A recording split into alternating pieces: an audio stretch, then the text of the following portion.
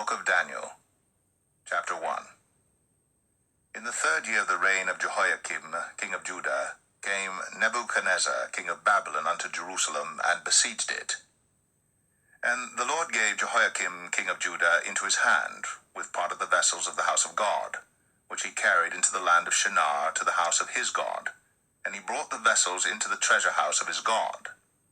And the king spake unto Ashpenaz, the master of his eunuchs, that he should bring certain of the children of Israel, and of the king's seed, and of the princes, children in whom was no blemish, but well favored, and skillful in all wisdom, and cunning in knowledge, and understanding science, and such as had ability in them to stand in the king's palace, and whom they might teach the learning and the tongue of the Chaldeans.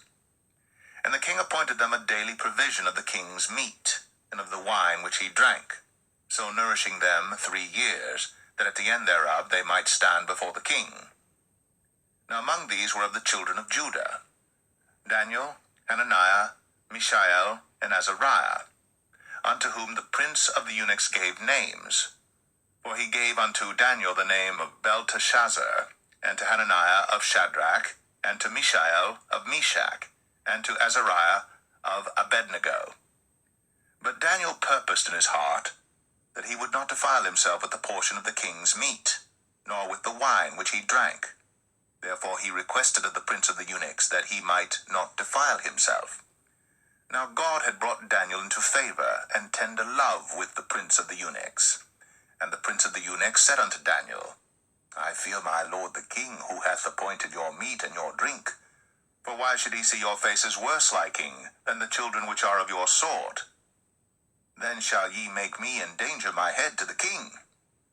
Then said Daniel to Melzar, whom the prince of the eunuchs had set over Daniel, Hananiah, Mishael, and Azariah, Prove thy servants, I beseech thee, 10 days, and let them give us pulse to eat, and water to drink.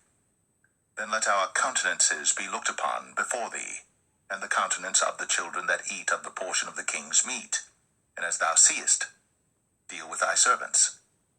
So he consented to them in this matter, and proved to them 10 days.